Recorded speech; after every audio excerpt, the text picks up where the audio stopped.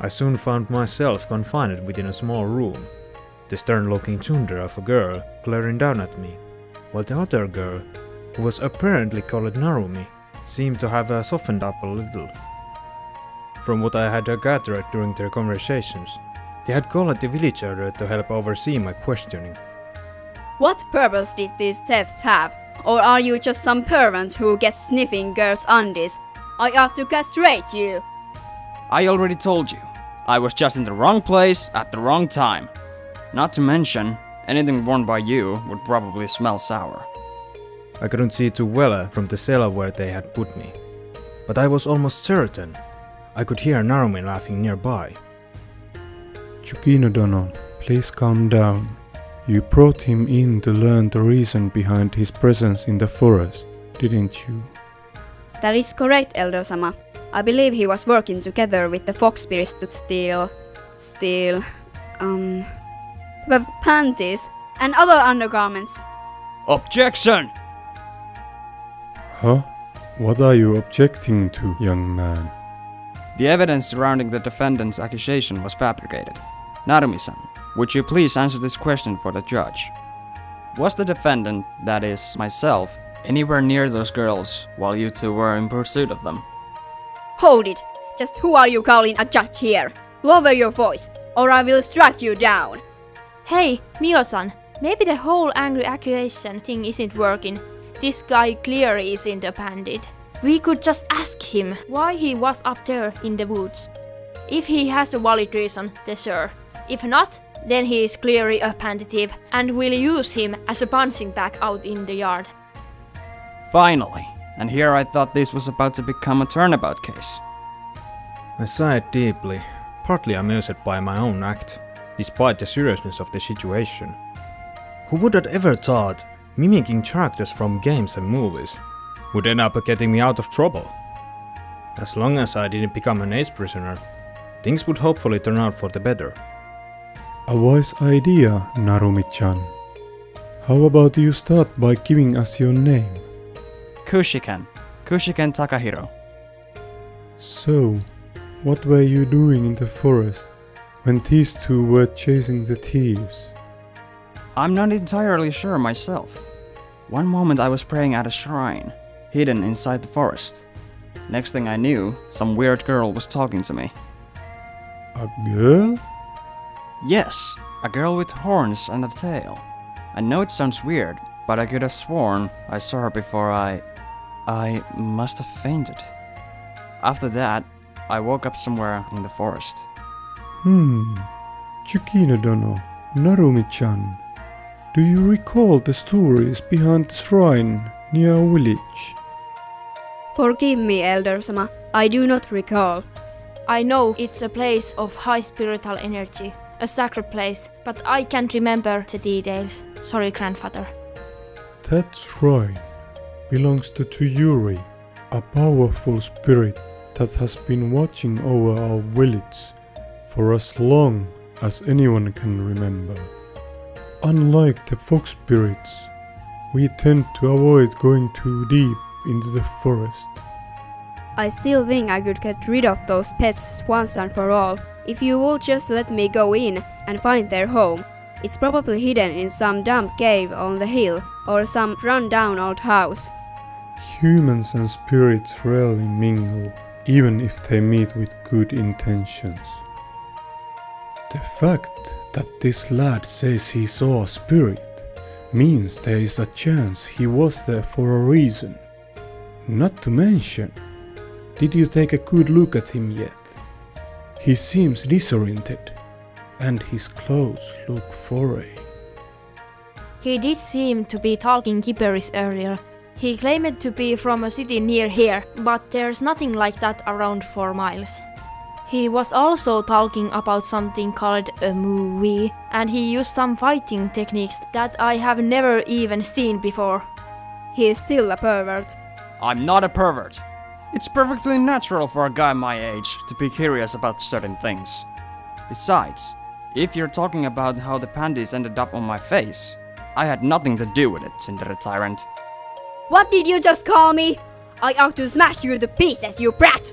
Oh, wait, Now that I think about it, those two foxes did look like they were just abandoning them.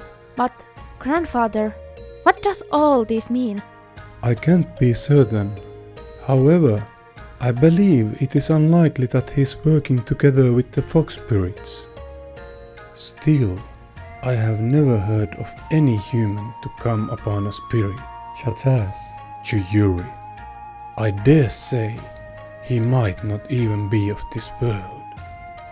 Wait, are you trying to say that I'm in a different world now? That would be the most logical explanation. In what world would that be considered logical? But I have an important tournament to participate in 2 weeks from now. Well, no one has ever experienced something like this before. We will have to think of how to deal with you, or if it is even possible to get you back to your own world. In the meantime, a knight in the cell was hurt. He did assault a village guard, and he resisted arrest. He could stay here until he rots for all I care, but I suspect the elder will wish to have a talk with you soon. Hikage, I am going to clean myself up. I suggest you do the same. I would take offense for implying that I stink, but that was one hell of a run. Those fox spirits run fast. I would still like to know more about those techniques, Takahiro-san. If you do happen to stick around, I might want to go a few rounds with you. It's not like I'll be going anywhere for the time being. It is only for a few hours, while we discuss what to do with you. A person such as yourself would end up causing quite a commotion amongst the villagers. So it is necessary to convince them that you mean them no harm before we release you. And that was how I found myself stuck in a jail cell, while the people responsible for my situation left to deal with personal errands. This sucks. As if being sent to a different world wasn't bad enough. I'm stuck in jail with my only company being... a pair of beautiful, magnificent, majestic fox sisters. You lucky boy. a pair of beautiful... Wait a second. Yahoo! Hi there, Patty boy. A familiar face appeared at the top of my cell. A blonde girl with golden eyes. As I watched, she flipped over and landed in front of the cell, waving her hands at me. From the side of the cell, another girl appeared, a bright grin on her face. Ah, it's the bandit thieves. If you're here to reclaim your hostages, they're already back where they belong. Nope, we saw the guards go into the baths and swipe the maiden silk again. Look! With that, she pulled out a pair of lacy silken underwear from her sleeve and stretched it out with her thumbs, showing off her panty price to me. You came all the way back here to snatch their underwear again? And I'm not sure the Tsundere Tyrant fits that label. The cutie with the katana. You would be surprised. I happen to believe that she is as innocent as one can be. She seems far too uptight to let any man touch her. As for returning to the village, we have a debt to settle. I smiled weakly as I wondered what the fox meant by debt. I'm not sure what this death of yours might be, but I think you better leave before those two return. You don't seem to be on friendly terms with the samurai girls. Wait! If he doesn't know about it, we can just leave, One-sama. Maiko! That is not how we do things. Young man, your actions allowed us to escape our earlier predicament without harm. This places us in your debt, for which we are now repaying you. Maiko, do the magic. Okay. The younger girl walked forward and placed her hands upon the locked door of the cell. She began mumbling something that I couldn't even begin to understand, and her hands began glowing brightly. Different worlds, girls wielding weapons, and now fox girls using magic? Next on the list, I'm going to find a talkative magical sword and end up destined to save the world. That said, I was curious to see what this magic would do to the lock keeping me imprisoned. The glow flared for a moment before quickly fading. There was a hiss, and then a sizzle as the lock dripped to the floor in a mess of melted metal. Well done, Maiko-chan. You did very well. Relax for now, alright? I'm not sure what I'm supposed to be the most surprised about. The fact that a girl just melted a steel lock, or that I'm starting to accept that this is normal. This level of magic is extraordinary. Maiko-chan is quite gifted. But as I said, we are here to settle our debt. If you would like, we can escort you back to the forest, where we first encountered you. I do, however, suggest that you decide quickly. The guards do not pass for long. I should know. I have observed them for a while. Well, I don't plan on sticking around, so I'll gladly accompany the two of you out of here. Maybe I'll be able to find my way back home. Lead the way, Peeping Tammy. Machiko. Sakura no Machiko. Not Tammy. Takahiro. But I suggest we keep the introductions for later. Very well then, Takakun. Follow. As I was stepping out of the cell, the sound of a familiar voice boomed in the distance. Thieves! Crafty fox kleptomaniacs! I'll skin you alive! I think that's our cue to get out of here. And with that, the three of us darted out of the prison. And that's pretty much what happened. According to the village elder, there's supposed to be a shrine somewhere in the forest. It must be the same one I visited before I got caught up in this mess. Goodness, that sounds like a terrible situation. I know that spirits, such as Tsuyuri, enjoy playing with people, but this seems a little cruel of her. I would speak with her myself, but fox spirits are not allowed near the shrine. Huh? I thought the reason we never go there was because you get all flustered whenever Tsu-chan's around. Shut up, Maiko! I didn't realize a panty thief could get embarrassed like that. But maybe you two could show me the way to the shrine. Somehow, the layout of the forest seems different from my world. Which pretty much meant that Arya's map was useless now. You do not understand. There is more to the ways of a spirit than meets the eye, Takakun.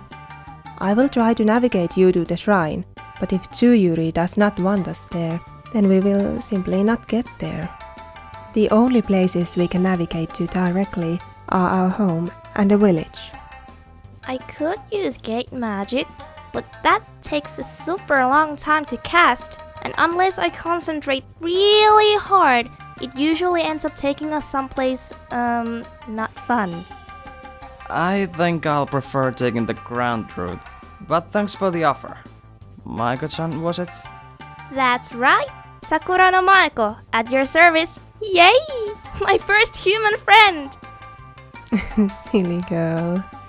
Not that I doubt your navigation skills or anything, but didn't we cross this path a while ago? Oh, you're right. Why are we back here, Nezama? Huh? I thought you were leading the way.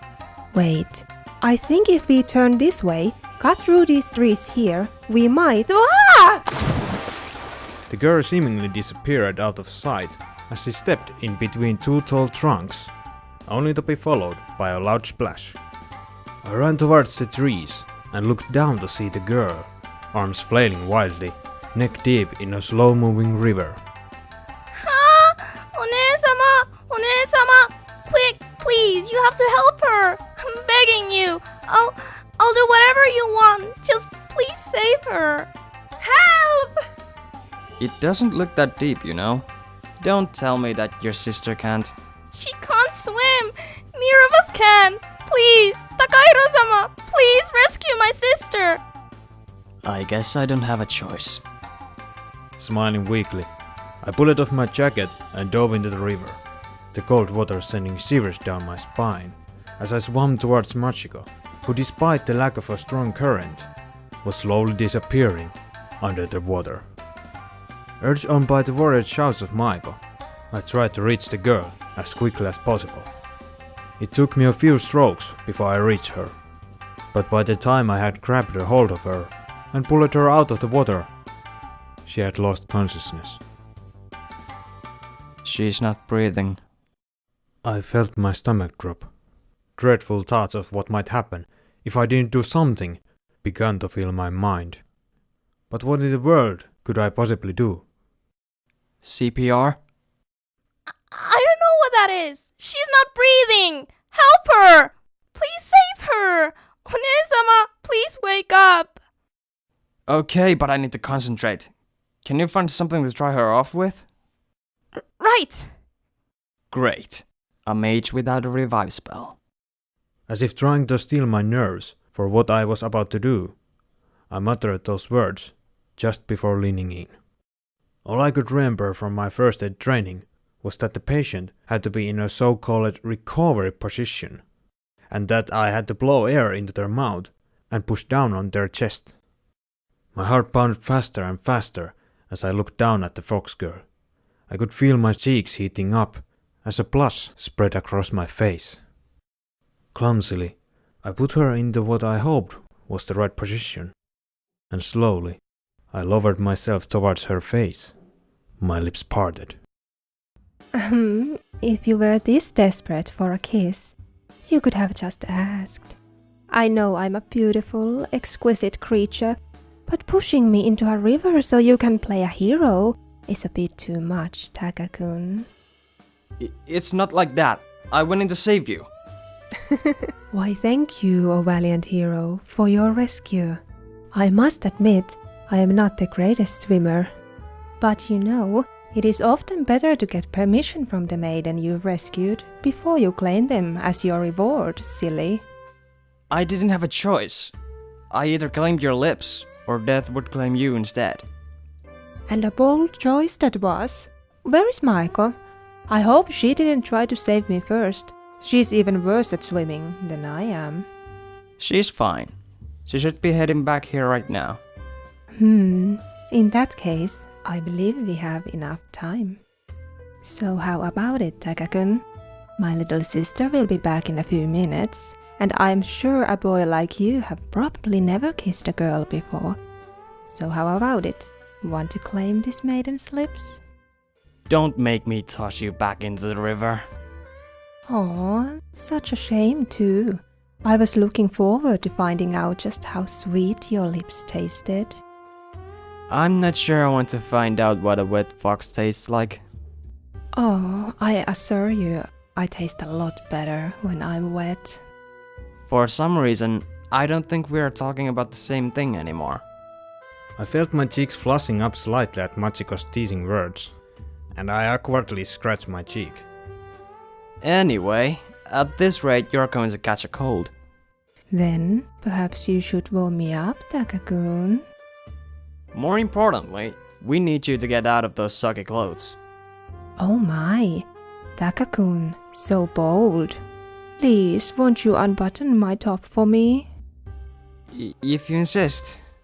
My fingers shook as I reached down to the laces of our bodies. I was blushing brightly, and my head was spinning as I felt my fingers touch the cloth.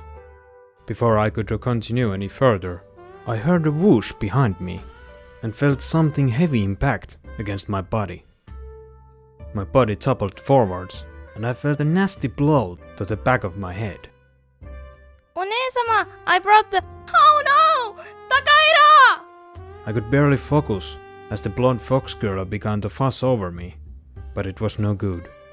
Between running my butt off all day, the tsundere tyrant, the following rescue, and now the blow to the head, I felt myself slip into unconsciousness.